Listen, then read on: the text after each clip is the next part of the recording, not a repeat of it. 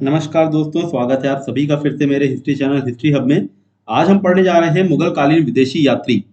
और ये एक फोटो है जो कि मैंने विकिपीडिया से निकाली है। इसमें फादर मॉन्सरेट और अकबर के दरबार के चित्र आपको दिखते हैं। ये अकबर बैठे हैं गद्दी पे और यहाँ पे ये फादर मॉन्सरेट और एक्वा विवा, ये दो प्रीस्ट हैं जो कि क्रिश्चियन मिशनरी के तहत आए थे भारत में, वो हैं। तो ये हमारा आज का लेक्चर जो होगा वो मैं शुरू करूंगा अकबर और जहांगीर के काल के जितने भी विदेशी यात्री हैं उनको कवर करेंगे हम। और बाबर और हुमायूं के काल में जैसे कि हमको पता है किसी विदेशी यात्री का कोई उल्लेख नहीं है, और ये जो विदेशियों का आगमन है अकबर के काल में उसके दरबार से शुरू होता है। मुगल काल में अनेक विदेशी यात्रियों ने भारत की यात्रा की और इनके विवरण से हमें तत्कालीन भारत की सामाजिक, आर्थिक और राजनीतिक स्थिति की बहुत अच्छी जानकारी मिलती है। तो अकबर और जहांगीर के समय में बहुत सारे विदेशी यात्री आते हैं, जैसे कि नाम ये लिस्ट एक दी हुई है। और यहाँ से भी प्रश्न पूछ लिए जाते हैं कई बार। क्वेश्चन कभी कभी मैच द फॉलोइंग में आता है, या फिर आपसे सीधा क्वेश्चन होगा कि फादर मॉन्सरेट या फिर विलियम हॉकिंस किसके दरबार में आए थे, उस समय मुगल शासक कौन था। तो अकबर के दरबार में या अकबर के समय में जितने लोग भारत आते हैं, जो मुख्य व्यापारी हैं या फिर जो मुख्य ट्रैवलर्स हैं, यात्री हैं, उनके नाम दिए हुए हैं। Father Monserrate, father Thomas Stephens, John Newbery, William Leedes, James Story, Ralph Fitch और जॉन मिडल हॉल।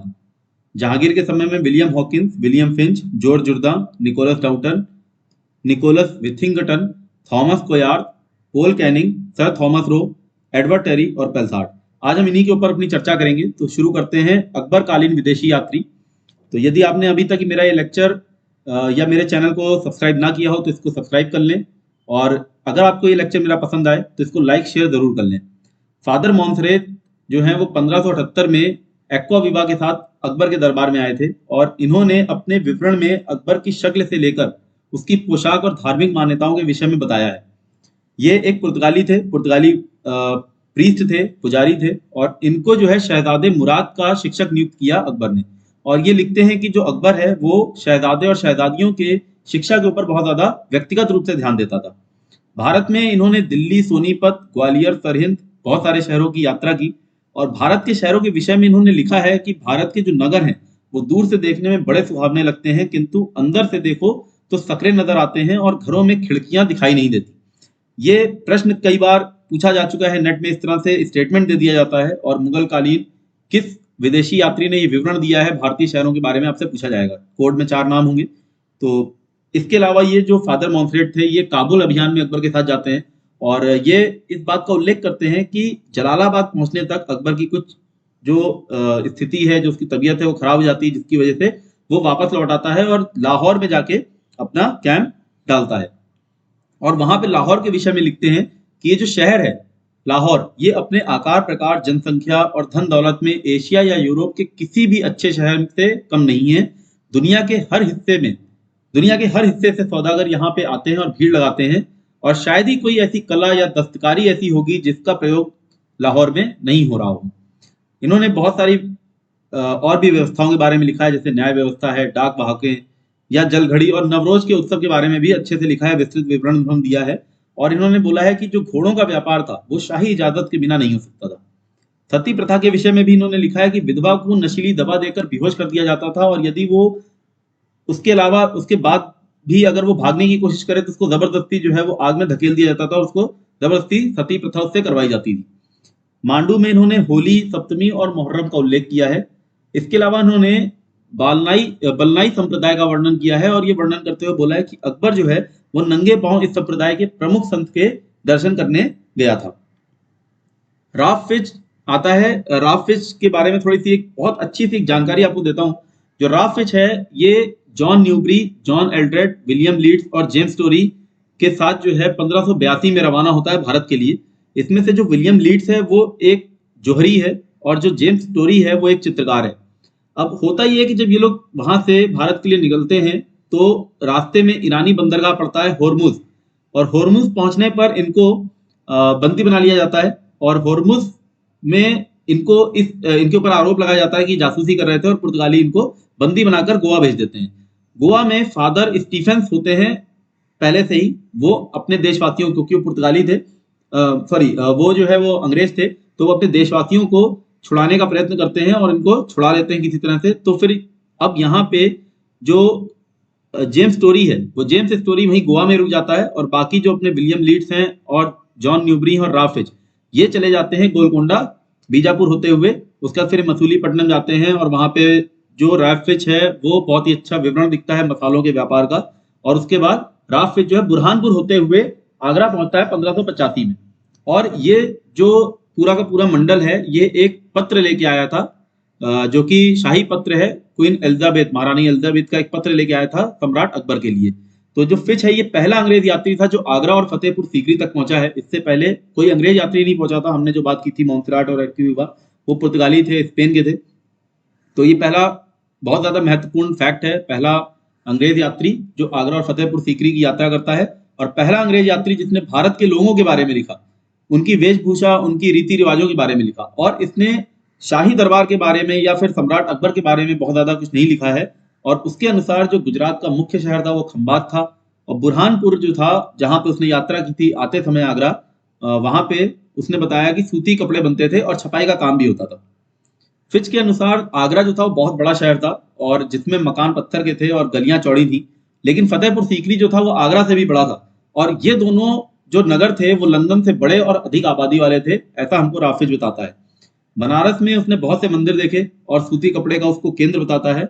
पटना में रुई, बंगला चीनी और अफीम का बाजार था। बाल विवाह प्रचलित था, ये हमको राफिज बताता है, क्योंकि उसने बुरहानपुर में जब देखा आते समय तो उसने बाल विवाह होते हुए देखा था। गुजरात में यदि विधवा चाहती तो उसे सती होने दिया जाता था, यदि वो ना चाहती तो जबरदस्ती नहीं की जाती थी और उसका सर मुड़ा दिया जाता था। और ऐसी ही प्रथा कुछ बनारस में बताता है प्रचलित थी।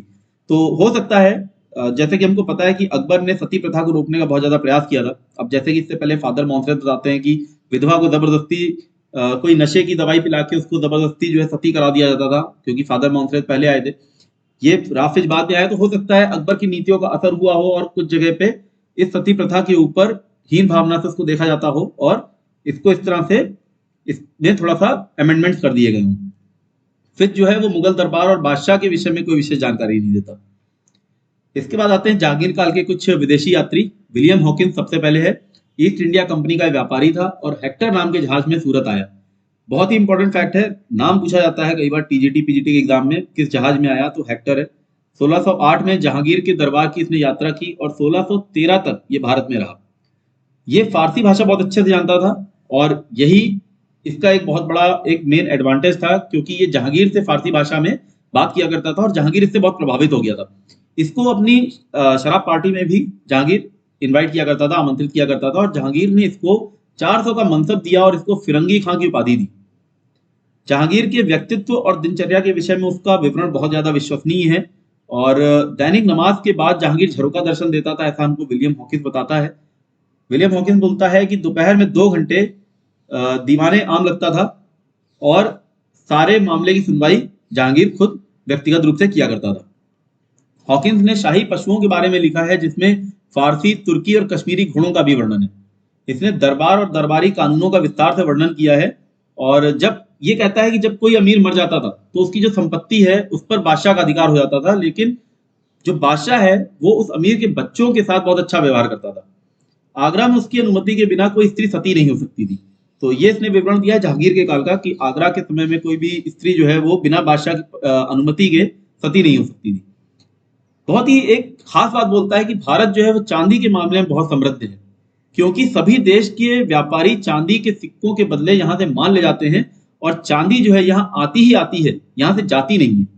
इसने अपने प्रयासों से सूरत में फैक्ट्री लगाने की अनुमति प्राप्त कर ली थी जहांगीर से, लेकिन पुर्तगालियों ने कुछ षड्यंत्र किया जिसके कारण उसको ये जो अनुमति मिली थी वो वापस ले ली गई। इसके बाद आते हैं विलियम फिंच।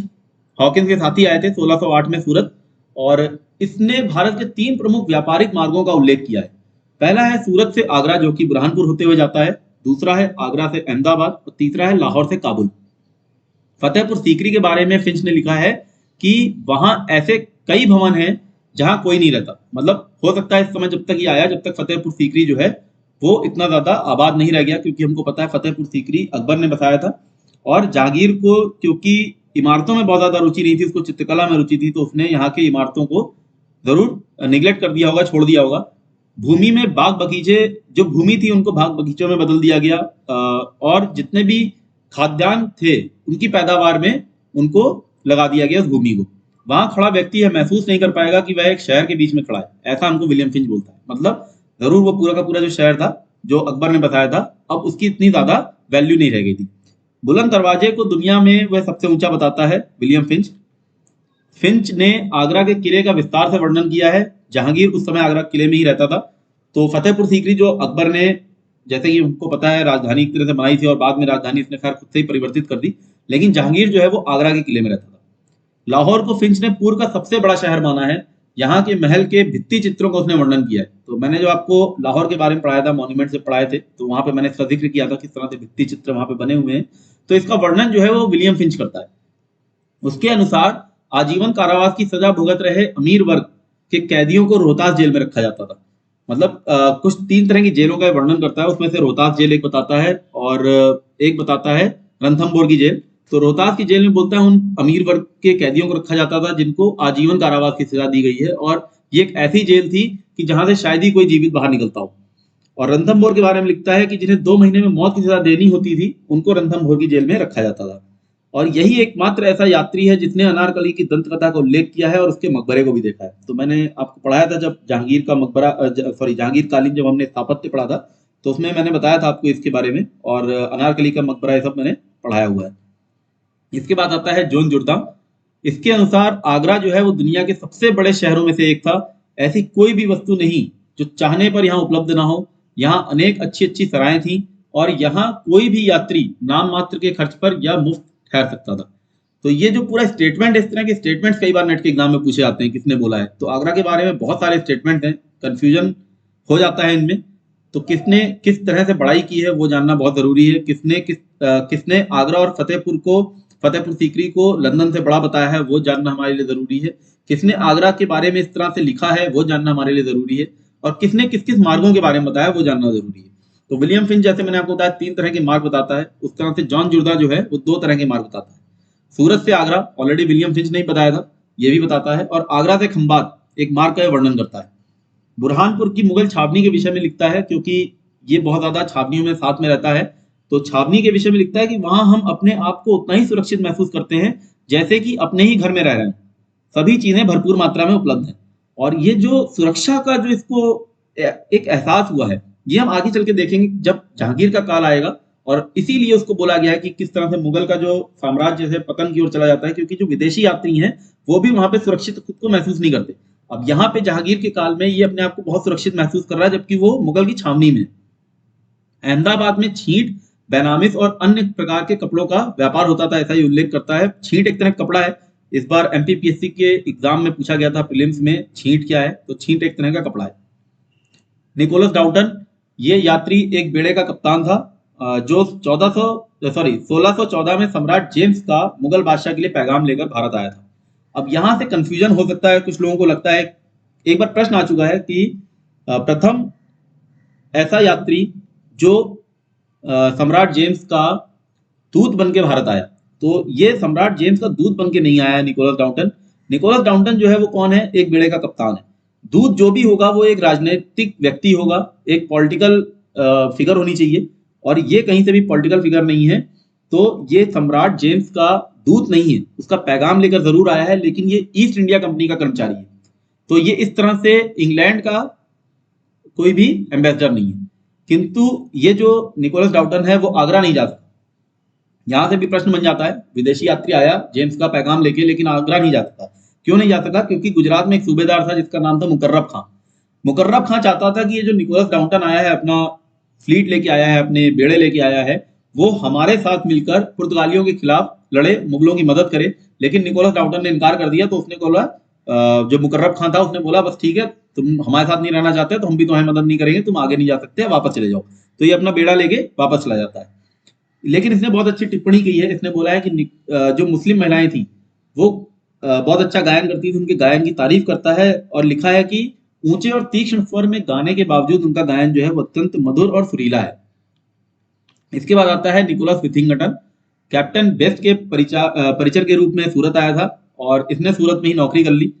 1614 में उसको नील के व्यापार में पूंजी निवेश के लिए जॉन मिडन हॉल के कार्यवाहियों के बारे में लिखने के लिए या उसकी रिपोर्ट भेजने के लिए आगरा भेजा गया था। 1735 में इसका यात्रा विवरण है। ट्रैक्टेट नाम से लंदन में प्रकाशित हुआ। इसके अनुसार गुजरात का प्रमुख शहर अहमदाबाद जो था वो आकार में लंदन के समान था और ये कपड़े के साथ साथ औषधियों के निर्माण का भी प्रमुख केंद्र था। निकोलस विथिंगटन बोलता है कि अजमेर जो है बहुत बड़ा शहर है और इतना बड़ा शहर उसने पहले कभी नहीं देखा था। तो इसने अजमेर की तारीफ कर दी, इसने अहमदाबाद के बारे में बता दिया आपको। उसने राजपूतों में प्रचलित सती प्रथा के विषय में लिखा है निकोलस विथिंगटन ने कि जो औरतें हैं वो चिता के कष्ट को इतनी सहनशीलता से झेलती हैं कि उसकी प्रशंसा करनी पड़ती है हमको। इसने बनियों की 30 उपजातियों का उल्लेख किया है और इसने लिखा है कि उनमें आपस में इतना अंतर था कि वो साथ खाना भी नहीं खाते थे और उनमें लेकिन सती प्रथा प्रचलित नहीं थी, लेकिन बाल विवाह का प्रचलन बनियों में था। इसके अनुसार अहमदाबाद जो है वो लंदन जितना बड़ा था और यहाँ पे कपड़ों के साथ साथ दवाइयों का निर्माण होता था। थॉमस कोरियर इसने थल मार्ग से यात्रा की और थॉमस रोक के साथ ये जहांगीर से मिलने का इसको अवसर मिलता है। थॉमस रोक की जिसकी हम आगे चल के बात करेंगे। और इसने जहांगीर की दिनचर्या के साथ साथ इसने मनोरंजन के बारे में भी लिखा है। झरोका दर्शन हमने पहले भी देख लिया था कि किस तरह से पहले यात्री ने भी झरोका दर्शन के बारे में लिखा था, लेकिन झरोका दर्शन के साथ साथ ये वर्णन करता है कि तुलादान होता है जिसको एक उत्सव की तरह बड़ी धूमधाम से मनाया जाता है। इसके अलावा ये बोलता है कि मीना बाजार जो लगती है वो एक तरह का मेला है। जो बाजार लगता है मीना बाजार वो एक तरह का मेला है जहां पे केवल स्त्रियां सम्मिलित होती हैं, पुरुषों को वहां पे जाने की अनुमति नहीं है उस बाजार में, उस मेले में। सर थॉमस रो इसके बाद आते हैं 1616। सर थॉमस रो 1616 में मुगल दरबार में आया। जहांगीर के साथ ये मांडू, अहमदाबाद और अजमेर तक गया था। ये जहांगीर के साथ शिकार खेलने भी जाता था और आगरा में ये 1 वर्ष रुका करीब। थॉमस रो ने जहांगीर और उसकी धार्मिक मान्यताओं के विषय में बहुत अच्छे से लिखा है और ये विवरण देता है कि जो बादशाह है, जो जहांगीर है, वो धर्मनिरपेक्ष दृष्टिकोण रखता है और दृष्टिकोण के ऊपर प्रकाश डालते हुए बोलता है कि जहांगीर जो है वो सभी धर्मों से संतुष्ट था और धर्म परिवर्तन करने वाले लोगों को पसंद नहीं करता था। थॉमस ने लिखा है कि जयपुर के पास एक जगह है टांडा, जहां पे जहांगीर किसी साधु से मिला और इतनी दयालुता और विनम्रता से बात की जो किसी राजा में दिखाई नहीं पड़ती। जहांगीर ने उसे बाहों में भर लिया उस साधु को, जबकि कोई सफाई पसंद व्यक्ति उसको छूना पसंद नहीं करेगा, और उसको पिता कहकर पुकारा। इसके विवरण से पता चलता है कि झरोका दर्शन के समय शाही स्त्रियां भी बादशाह के साथ जाती थी। थॉमस रो ने 2 बार आगरा और मांडू में जहांगीर के जन्मोत्सव में भी भाग लिया है और उसने नूरजहां जुंता के विषय में बहुत अच्छे से लिखा है। और ये जो पॉलिटिक्स है, मुगल पॉलिटिक्स, वो बहुत अच्छे से ये समझ गया था और इसने आगे चल के बहुत ज्यादा गिफ्ट वगैरह जो भी देने होते थे वो नूरजहां जुंटा, जिसमें जैसे कि पता है नूरजहां ने एक ग्रुप बना रखा था अपना, जिसमें खुर्रम था, नूरजहां थी, उसके पिता इत्मातुद दौलत है और उसका भाई आसफ खान था। इस जुंता के विषय में बहुत अच्छे से लिखता है और ये बोलता है कि ये जो नूरजहां का पूरा ग्रुप है, जो ये चाहते थे वही होता था। इसने बताया कि खुसरो के खिलाफ कैसे नूरजहां ने गुट बनाकर एक षड्यंत्र रचा और ये जहांगीर के विशेषाधिकार पाने में सफल रहा। जैसे कि हमको पहले भी हमने देखा कि यात्री आए, विशेषाधिकार मिला, लेकिन वो वापस ले लिया गया पुर्तगालियों के षड्यंत्र की वजह से। लेकिन इसको विशेषाधिकार मिल जाता है, फैक्ट्री लगाने की अनुमति मिल जाती है और इसको खान की उपाधि मिलती है जहांगीर से। इसके बाद आते हैं एडवर्ड टेरी, जो कि थॉमस रो के पादरी थे और थॉमस रो के साथ ये 1617 में मांडू और फिर वहां से अहमदाबाद चले गए। इनके विवरणों में अन्य शहरों का उल्लेख अवश्य है, किंतु मुख्य रूप से इन्होंने मालवा और गुजरात के विषय में लिखा है। मुल्तान के विषय में लिखते हैं कि वहां पे बहुत अच्छे तीर कमान बनते हैं, बहुत सुंदर तीर कमान बनते हैं और जो कमान है वो सींगों से और जो तीर है वो सरकंडों से बनाए जाते हैं। इन्होंने मांडू में जहांगीर में क्रूरता और विनम्रता का अद्भुत विरोधाभास देखा है, मिश्रण देखा है, बहुत महत्वपूर्ण है। पूछा जाता है, वन लाइनर है, किसने देखा, तो एडवर्ड टेरी। ये लिखते हैं एडवर्ड टेरी कि बादशाह जो है वो कभी न्यायप्रिय और दयालु लगता था तो कभी भयानक क्रूरता भी देखने को मिलती थी। वह गरीब की निरंतर मदद भी करता था और अपनी माँ का बड़ा आदर भी करता था, किंतु गुस्से में लोगों को उल्टी सीधी सुना भी देता था। शराब के नशे में गलती न होने पर भी लोगों को सजा देता था। एडवर्ड के अनुसार जो जहांगीर है वो बहुत ज्यादा कपड़े बदलता था, बहुत ज्यादा हीरे जवाहरातों को बदलता था और उसके अनुसार दुनिया में कोई भी बादशाह या कोई भी राजा ऐसा नहीं होगा जो इतना ज्यादा फ्रीक्वेंटली अपने ड्रेसेस को चेंज करता हो या अपने ज्वेलरीज को चेंज करता हो। वो कहता है कि बादशाह कहीं भी हो उसके लिए गंगा जल की व्यवस्था की जाती थी, जो कि सुंदर तांबे के बर्तनों में लाया जाता था, जिसे अच्छे से टांका लगाकर बंद किया जाता था। अब ये चांदी के विषय में ये भी कहता है एडवर्ड टेरी भी कि जैसे सारी नदियां पानी लेकर सागर में उड़ेल देती हैं, उसी तरह चांदी के अनेक स्रोत चांदी लाकर शाही खजाने में डाल देते हैं, जो बाद में वहां से बाहर नहीं जाती और वहीं रह जाती है। और ये बोलता है कि किसी भी व्यक्ति को, चाहे वो अनजानी हो, उसको देश में व्यापार करने का अवसर तो जरूर मिलता था, उसको अनुमति मिलती थी, किंतु उसे चांदी देश से बाहर ले जाने की अनुमति नहीं दी जाती थी। और साथ ही साथ ये भी बोलता है कि जो हिंदुस्तान जो था वही एक ऐसा एकमात्र देश था जहां पे व्यापार जो है वो सोने चांदी के बदले होता था, लेकिन ये जो सोना चांदी बहुत ज्यादा लाभ मिलता था, इस लाभ को किसी अधिक उद्योग में न लगाकर इस सोने चांदी को गहनों में परिवर्तित कर दिया जाता था। एडवर्ड के अनुसार भारत के सिक्के दुनिया के किसी भी देश से अधिक शुद्ध थे। मुगल छावनी के विषय में भी लिखा है इन्होंने, और कहा है कि लश्कर के जो तंबू थे उनका रंग सफेद होता था, लेकिन जो शाही तंबू थे उनका रंग लाल होता था। मतलब जो शाही तंबू जहाँ पे बादशाह है या बादशाह से रिलेटेड जितने भी अच्छे ऊंचे पद पे जो अधिकारी हैं उनके तंबू जो है वो लाल रंग के होते थे, बाकी जो सेना है उसके जो लश्कर थे वो सफेद रंग के तंबू में रहते थे। बादशाह एक दिन में 10 मील से अधिक नहीं चलता था। जैसा कि हमको पता है जो मुगल सेना थी वो अपने जो मूवमेंट्स होते थे उनके बहुत धीमे होते थे, स्लो मूविंग थे, तो ये भी यही बोलता है कि 10 मील से अधिक नहीं चलते थे। और मुगल सैनिक अच्छे निशानेबाज और घुड़सवार थे। मुगल महिलाओं के पहनावे पर इन्होंने बहुत विस्तार से लिखा है कि किस तरह से चूड़ीदार पैजामा पहना जाता था। लोगों की भाषा अरबी और फारसी शब्दों से युक्त थी, जिसको हिंदवी बोलते थे। ये भाषा के ऊपर बहुत अच्छा इन्होंने लिखा है कि हिंदवी बोलते थे, जिसमें अरबी और फारसी दोनों के शब्द थे, और जो कि हिंदवी जो थी वो बाएं से दाहिने लिखी जाती थी, जबकि अरबी और फारसी दोनों ही भाषा दाहिने से बाएं लिखी जाती है। राज दरबार की भाषा बताई है फारसी, और अरबी जो थी वो विद्वानों की भाषा थी। तमाकू जो है भरपूर मात्रा में उगाई जाती थी बोलते हैं। जहांगीर के काल में तमाकू, जैसा कि हमको पता है, पुर्तगाली भारत लेके आए थे, और जहांगीर के काल में तमाकू बहुत ज्यादा प्रचलित हो गई थी, इसको उगाया जाता था बहुत ज्यादा व्यापक तरीके से, लेकिन इसका कोई भी औषधीय जो गुण था उसको भारतीय नहीं समझ पाए थे इस समय तक, ऐसा हमको ये एडवर्ड टेरी ये भी बताते हैं।